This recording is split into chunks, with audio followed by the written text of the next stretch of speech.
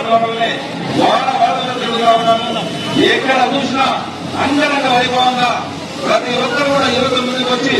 ప్రతి ఒక్కరు ప్రతి ఇల్లు వెళ్ళి దైవ సన్నిధిలో పాల్గొనే విధంగా అందరినీ కూడా వినాయకుడిని దైవంలో వాళ్ళ సన్నిధిలో మంచి పూజలు గావించి అందరూ బాగుండాలని ఒక మంచి ఉద్దేశంతో ఈ రోజు నాలుగు పట్టణం కాకుండా యావత్తు నాలుగు నియోజకవర్గంలో ఉన్నటువంటి గ్రామాలకి కూడా దాడులు వచ్చి పండుగ పూర్తిగా యువకులకు ప్రతి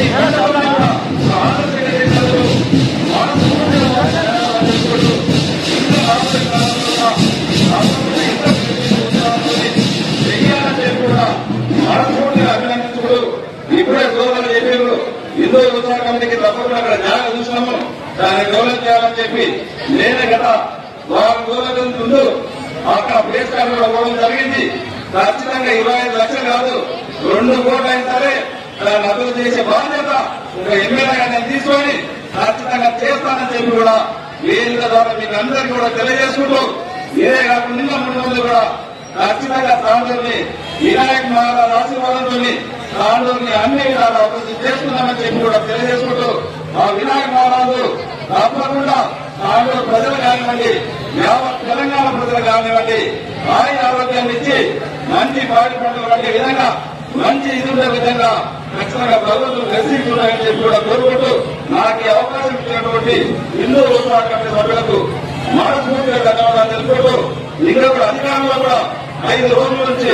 పోలీస్ డిపార్ట్మెంట్ కానివ్వండి, రెవెన్యూ డిపార్ట్మెంట్ కానివ్వండి, మున్సిపల్ డిపార్ట్మెంట్ కానివ్వండి, చాలా ఆర్ఎంపీ డిపార్ట్మెంట్ కానివ్వండి, ఎలక్ట్రికల్ సిబ్బంది కానివ్వండి, ఇరిగేషన్ సిబ్బంది కానివ్వండి, ఏమి గ్రామంగా పూర్తి చేస్తా ఉన్నది వారికి అందరూ కూడా మనస్ఫూర్తిగా ఈ వేదిక ద్వారా వారికి కూడా నమస్కారం తెలుపుకుంటూ దయచేసి ఈ రోజు కూడా హిందూ భావాలకు అందరూ కూడా నిలబడి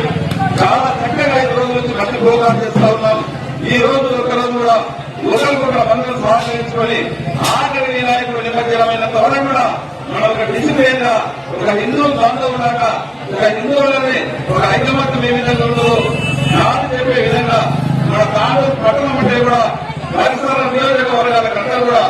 ఎంత డిసిప్లిన్ గా ఎంత ఆదర్శంగా ఉందో తెలియజేసే విధంగా మనమందరం కూడా నడుచుకొని ఈ రోజు మంచి బ్రహ్మాండంగా నిమజ్జనం చేయమని చెప్పి కూడా ఏదైనా మీకు అందరికీ తెలియజేసుకుంటూ నాకు అవకాశం ఇచ్చిన వారందరూ కూడా మరొకసారి మనస్ఫూర్తిగా ధన్యవాదాలు తెలుపుకుంటూ